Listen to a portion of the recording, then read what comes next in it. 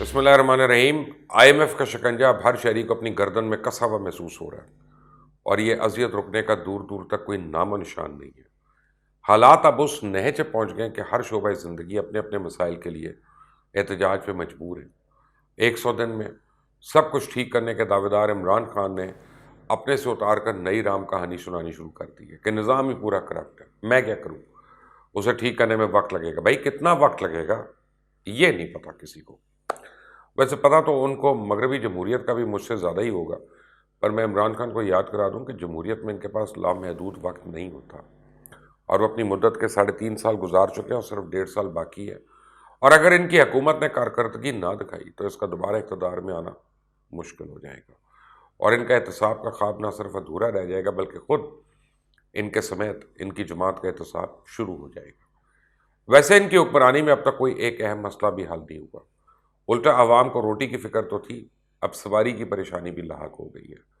ویسے مہنگائی کے بارے میں تو اب بات کرنا ہی فضول ہے کہ پوری PTI اس بات پہ متفق ہے کہ ایک یہ عالمگیر مسئلہ ہے، اور فواد چودھری نے نصیحت کر دی ہے کہ مہنگائی کم نہیں ہونی، آمدنی بڑھاؤ۔ فی الحال عوام یہ اہلیت اور قابلیت تو نہیں رکھتی ہے، البتہ حکومت میں موجود لوگ یا حکومت سے وابستہ لوگوں نے ان کی اس تجویز کو پلے باندھ دیا اور وہ خوب اپنی آمدنی بڑھانے پر لگ گئے۔ عنقریب یہ کہانیاں زبان زد عام ہو جائیں گی۔ پھر عمران خان کو اپنے مخالفین کو یہ کریڈٹ ضرور دینا چاہیے کہ یہ اپوزیشن میں ہونے کے باوجود بیوروکریسی کو کنٹرول کرتے ہیں اور باقی ادارے بھی انہی کے لیے نرم گوشہ رکھتے ہیں۔ میرے خیال سے کپتان کو یہ ضرور سوچنا چاہیے کہ ان کے طرز حکومت میں ایسی کیا خرابی ہے کہ نہ وہ بیوروکریسی کا اعتماد حاصل کر سکے اور نہ دیگر اداروں کا۔ میں صرف یہ جانتا ہوں کہ جو ملکی حالات ہو چکے ہیں، حساس اداروں کے مطابق اطلاعات یہ ہیں کہ اگر آج کوئی بھی تحریک شروع ہو جائے تو اس کو روکنے والا کوئی نہیں ہوگا، اور یہ زمینی حقیقت سمجھ میں بھی آتی ہے، مگر اصل مسئلہ تو اپوزیشن پارٹیز کا اپنا تذبذب ہے۔ اپوزیشن کی وہی باتیں، پرانی تنخواہوں پہ کام جاری ہے۔ اس ساری صورتحال نے 3-4 اہم سوالات کو جنم دیا ہے۔ کیا اپوزیشن سنجیدہ ہے؟ کیا اپوزیشن جماعتیں ایک دوسرے کے ساتھ مخلص ہیں؟ آخر ان کو مارچ کیوں بار بار ملتوی کرنا پڑ رہا ہے؟ استعفے نہ دینے کے پیچھے کیا حکمت عملی کار فرما ہے؟ میرے خیال سے ہماری اپوزیشن جماعتوں کو آنکھیں کھول کر حقائق کا اندازہ لگانا ہوگا اور اپنی اپنی صفوں میں اتحاد پیدا کر کے تحفظات کا ازالہ کرنا اور پھر مجموعی اتفاق رائے سے مل کر چلنا ہوگا، کیونکہ کسی بھی تحریک کے لیے حالات تو سازگار ہیں، لیکن یہ اپوزیشن کی اپنی کمزوری ہے کہ وہ ان سے فائدہ نہیں اٹھا پا رہی، کیونکہ کوئی اس کو اچھا سمجھے یا برا۔ عوام کی نظر میں سیاسی تبدیلی اب ناگزیر ہو چکی ہے۔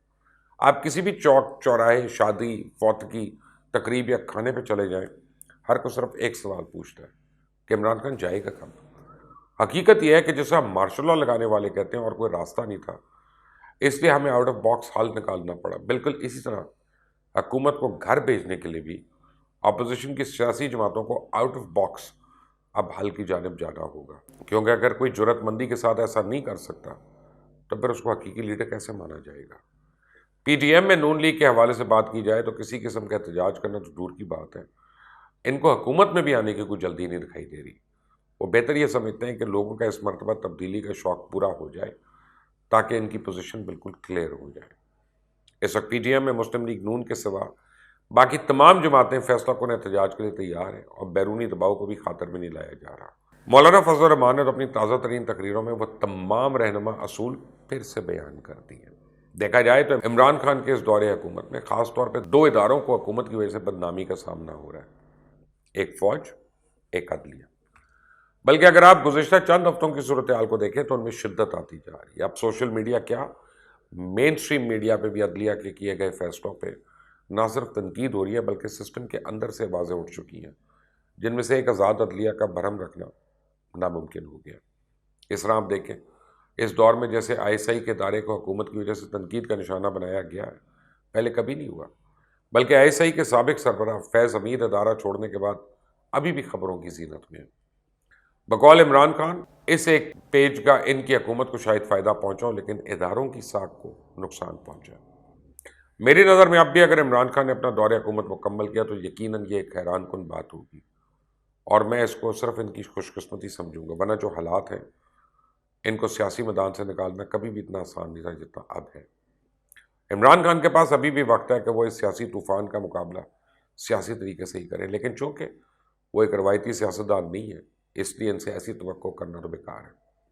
نااہلی، خوشنما وعدوں کی عدم تکمیل عمران خان کے گلے کا توق بن چکی ہے۔ آج وہ مکمل تنہائی کا شکار دکھائی دے رہے ہیں، صرف مانگے تانگے کے چند وزیر ہی رہ گئے جو روزانہ ٹی وی پہ آ کر نئے سے نیا شغل لگا دیتے ہیں، ورنہ اب حکومت کو ڈیفینڈ کرنا مشکل ہی نہیں، تقریباً ناممکن ہو گیا۔ پھر حکومت کو مریم نواز کا بھی شکر گزار ہونا چاہیے کہ اس نے آڈیو کی تصدیق کر دی، اور اب حکومت نے بھی وزارت اطلاعات کے ریکارڈز چیک کرنا شروع کر دیے کہ کس اخباری گروپ کو اربوں روپے کے اشتہارات دیے گئے، کیوں دیے گئے، ورنہ کیا حکومت کو پچھلے 3 سال اس ریکارڈ تک رسائی نہیں تھی؟ ایسا محسوس ہوتا ہے کہ پی ٹی آئی کو ابھی تک یقین ہی نہیں آ رہا کہ وہ حکومت میں آ چکے ہیں اور حکومتی اداروں کا مکمل ریکارڈ ان کی دسترس میں ہے۔ حکومتی وزیر اور مشیر اب بھی نون لیگ کو تانے دے رہے ہیں کہ وہ ان ویڈیوز اور آڈیوز کو اپنے مقدمے کا حصہ کیوں نہیں بناتے۔ کیا خود حکومت کو یہ توفیق نہیں ہو سکتی کہ وہ ان ویڈیوز اور آڈیوز کا فورینزک آڈٹ کسی قابل اعتماد ادارے سے کروا لے اور حقائق عوام کے سامنے رکھ دے؟